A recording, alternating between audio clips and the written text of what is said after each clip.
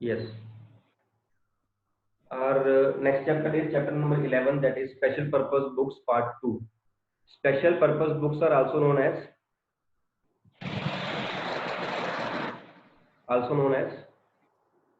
Special purpose books को हम और क्या बोल देते हैं, हमने लास्ट चैप्टर सब्सिडरी बुक्स या special journal. It is the method of subdividing the journal. Journal has been subdivided into various parts. एक थी कैश बुक जो लास्ट चैप्टर में हमने कर लिया. आगे इस चैप्टर में जो हम करेंगे, otherwise various types of special purpose books are there. One is purchase book, one is sale book, purchase return book, sale return book, bill receivable book, bill payable book, various books are there. Cash book तो है ही, cash book भी है. Cash book हमने कर ली है, और इसमें से जो ये बिल रिसीवेबल और बिल पेएबल बुक है, ये हमारे सिलेबस में नहीं. तो इस चैप्टर में हम 4 और बुक्स पढ़ेंगे, that is the purchase book, cell book, purchase return book and cell return book. Done. ठीक. कैश बुक में हम कौन सी एंट्रीज कर रहे थे?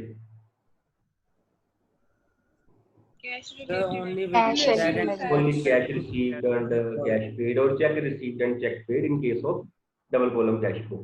फाइन. तो उसका पर्पस था, that is why it is known as special purpose book.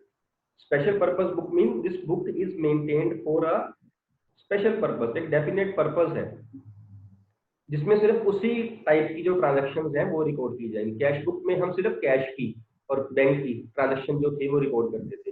जब हम परचेज बुक करेंगे हम सिर्फ परचेज की एंट्रीज करेंगे. सेल बुक में हम सिर्फ सेल की एंट्रीज करेंगे. रिटर्न में सिर्फ रिटर्न की एंट्रीज करेंगे. Special purpose will be solved bye preparing these special purpose books for subsidiary books. Should I continue? ठीक है. ये otherwise advantages will remain same. Time जो है वो सेव हो जाता है, स्पेशलाइजेशन आ जाती है, वर्कलोड कम हो जाता है. बिकॉज यू नो, ये हमने कैश बुक में भी बात करी थी, जो एंट्रीज सब्सिडरी बुक्स में रिकॉर्ड हो जाए, जो एंट्री सब्सिडरी बुक में, चाहे कैश बुक में हो रही हो, परचेज में हो रही हो, सेल बुक में हो रही हो, जो वहां पे रिकॉर्ड हो जाए ना, then those entries are not required to be recorded in the journal. वो एंट्रीज जर्नल में नहीं करनी पड़ती. जो कैश बुक में एंट्री हमने कर दी है ना, वो एंट्री अब जर्नल में नहीं होगी, सीधी वो लेजर में जाएगी. जो एंट्री हम परचेज बुक में, सेल बुक में कर देंगे, वो एंट्री भी सीधी लेजर में जाएंगे, उसको जर्नल में नहीं करना पड़ेगा. विच मीन्स कि जर्नल का जो वर्कलोड है वो कम हो जाएगा. डन. ठीक है ये बात, है ना? सो जो टाइम सेविंग है वो होती है, इकोनॉमिकल रहता है वो हो जाती है, स्पेशलाइजेशन आ जाती है. एक बंदा सिर्फ परचेज की एंट्रीज रिकॉर्ड कर रहा है, परचेजर जो है, जो परचेज डिपार्टमेंट का है. एक फाइनेंस डिपार्टमेंट का जो पर्सन है वो सिर्फ कैश की ट्रांजेक्शन या बैंक की ट्रांजेक्शन रिकॉर्ड कर रहा है. उससे जो है स्पेशलाइजेशन आ जाती है. डन. सो फर्स्ट जो है purchase book we are going to start. इसका जो फॉर्मेट है,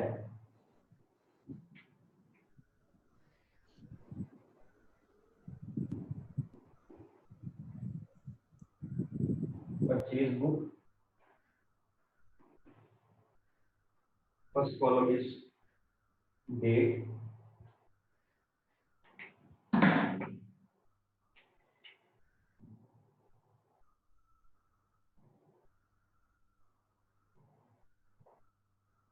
फर्स्ट कॉलम में आपका डेट आएगा. सेकंड कॉलम में आपका रहेगा particulars,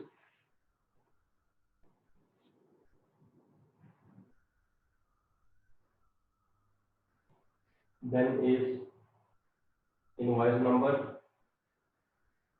laser folio, detail,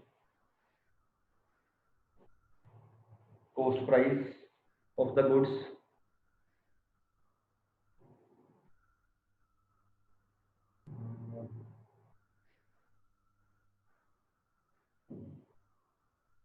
CGST,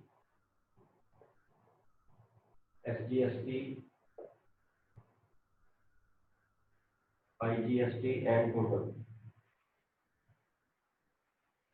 See, the columns are date, particulars, invoice number, ledger folio, detail, cost price, CGST, SGST, IGST and total.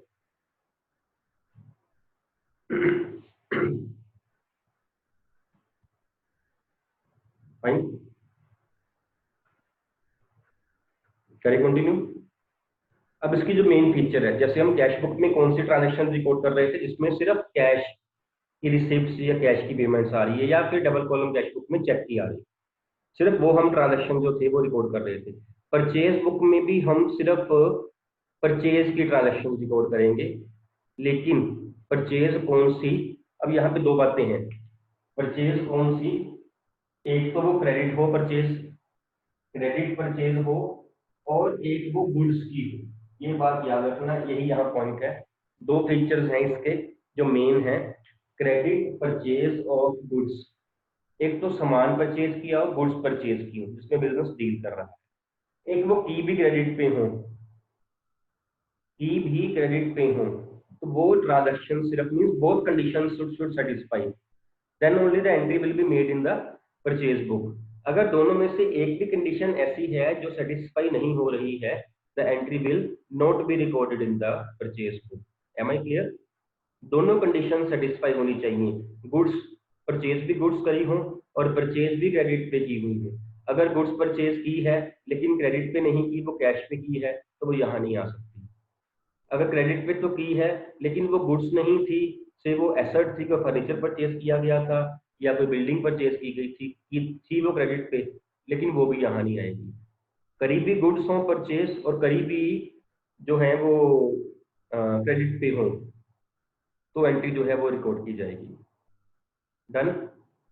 ठीक है जी, वेरी सिंपल बुक। इसमें कोई वो नहीं है कि ये डेबिट साइड में आना है, ये क्रेडिट साइड में, यहाँ पे कोई डेबिट साइड कोई क्रेडिट साइड नहीं है, एक इंफॉर्मेशन टाइप है ये। कैसे करेंगे हम, यहाँ पे डेट लिखेंगे, सपोज 2020 अप्रैल 1, परचेज किया हमने, ऊपर पहले परचेजर का सेलर का नाम लिख देंगे, सप्लायर का, सपोज ABC जलंधर, जलंधर से हम सामान परचेज कर रहे हैं, पार्टी का नाम है ABC। सपोज हमारा बिजनेस है गारमेंट्स का, ठीक है, रेडीमेड गारमेंट्स का हमारा बिजनेस है, से हमने परचेज करी 100 shirts at the rate ₹500 and 100 trousers eight the rate ₹1000। जो वहां पे लिखा होगा आपने एज इट इज यहाँ पे वो लिख देना। बस ध्यान में ये रखना है कि हमारा बिजनेस कौन सा है, हमारा बिजनेस यहाँ पे गारमेंट्स का है, तो जो गारमेंट्स है हमारे लिए, वो हमारे लिए गुड्स बन जाएंगे, उसकी हमने एंट्री करनी है। इसके अलावा कुछ भी और परचेज किया हो उसकी एंट्री यहाँ नहीं होगी। भाई इनवॉइस नंबर अगर आपको यहाँ पे दिया हो तो लिख देना है, नहीं तो छोड़ देना है खाली। लेटर पोलियो कॉलम भी ऐसा, ये सिर्फ फॉर्मेट में है, ये कहीं काम नहीं आएगा। Invoice number means bill number, bill number दिया हुआ तो लिख देना, नहीं तो नहीं लिखना। ठीक, डिटेल में आपको आएगा, डिटेल में 100 शर्ट्स के 500 के हिसाब से कितने पैसे बनते हैं ये आ जाएंगे, इट इज ₹50,000। 100 ट्राउजर्स के 1000 के हिसाब से कितने बनते हैं, इट इज ₹1,00,000। तो टोटल आपके ये बन गए 1,50,000, ये आपके बन गए। फाइन। अब सपोज सम में वहां कहा गया हो ट्रेड डिस्काउंट माइनस करनी है, यहाँ पे से trade discount is 10% minus trade discount at the rate 10% which 15,000, total आपका आ गया 1,35,000। माइनस करने के बाद यहाँ से फिर डिटेल में दोनों चीजों को ऐड किया, टोटल बन गया माइनस ट्रेड डिस्काउंट अगर दी हुई हो, माइनस करके जो 135 आया, 135 is the cost price of the goods, यहाँ लिखेंगे 135,000। अब सपोज उसने कहा हो यहाँ पे CGST IGST या SGST भी है, बिकॉज हम फगवाड़ा में है मान लेते हैं, हम परचेज कहाँ से कर रहे हैं, जलंधर से, तो कौन सा GST लगेगा, CGST SGST या फिर IGST? Suppose the rate of GST is 12%, कितना बन गया CGST कैलकुलेट करना, CGST SGST कितना बनता है, 1,35,000 का 12% कितना बनता है?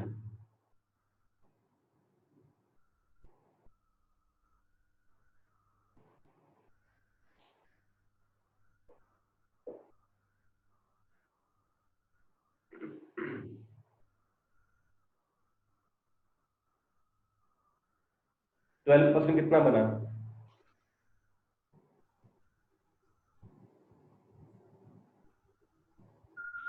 1620 16,200 12% बन गया। Now because CGST SGST is there, तो हाफ अमाउंट CGST में, हाफ अमाउंट SGST में। 16,200 का 8100 CGST में, 81 SGST में। IGST नहीं आएगा बिकॉज CGST SGST लग गया है। Total total will be cost price plus CGST plus SGST। 135 में 81 और 81 16,200 ऐड करिए, कितने बनते हैं?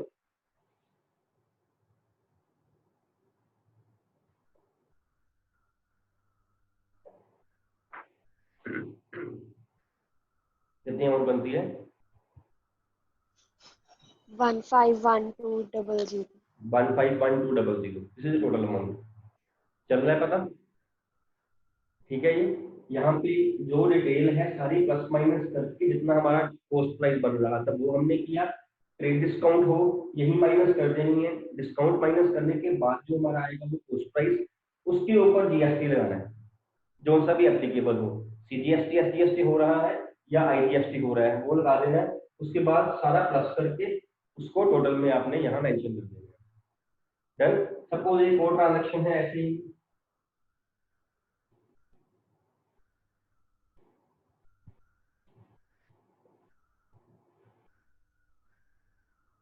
सपोज यहाँ पे लाइन लगा के से अप्रैल 10 को XYZ जयपुर, इससे हमने परचेज किया, मान लेते हैं 1000 से shirts at the rate ₹400, at the rate ₹400। 1000 shirts ये आपके बन के ₹4 लाख से no trade discount is given, तो 4 लाख ही हमारा आ जाएगा कॉस्ट प्राइस। एंड हमने जयपुर से परचेज किया है, तो in this case which GST will be there? IGST। Suppose the rate is again 12%, तो IGST में जाके 4 लाख का 12% 48,000 ये लिख देंगे। एंड 4,48,000 जो है वो आपका टोटल में आ जाएगा। सपोज दो ही ट्रांजेक्शन है, at the end these columns will be totaled। कौन कौन से कॉलम्स? एक कॉस्ट प्राइस, एक GST और एक टोटल। कॉस्ट प्राइस यहाँ पे बन रहा है 5,35,000, 8100 दोनों GST और 48,000 का IGST, और ये प्लस करके आपका जो बनेगा बाकी 448 एंड 599 599 ये है आपका cash book. At the end the cash book will also be टोटल्ड, total भी करनी है कैश बुक। फाइन, कॉन्सेप्ट समझ आ गया? बाकी सारी कैलकुलेशंस है, बाद में GST है, एक सीक्वेंस है, पहले टोटल करना है सारा, फिर ट्रेड डिस्काउंट माइनस करनी है, वो कॉस्ट प्राइस बन जाएगा, उसके ऊपर आपने GST अप्लाई करना है। द थिंग इज, जो मेन पॉइंट है यहाँ पे वो ये है कि आपने सिर्फ क्रेडिट परचेज ऑफ गुड्स जो है वो लिखनी है। क्रेडिट पे हो और गुड्स की हो वो रिकॉर्ड की जाएगी। जो भी चीज क्रेडिट पे नहीं है या फिर वो गुड्स नहीं है वो रिकॉर्ड नहीं की जाएगी। डन? ठीक है, कोई डाउट है तो पूछ लीजिए बेटा।